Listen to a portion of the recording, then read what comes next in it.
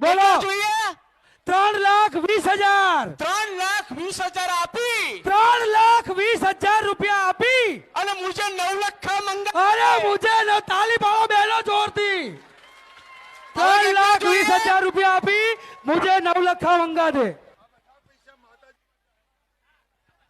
અને કહેવાનું કે આ જેટલી તમામ રકમ આવે છે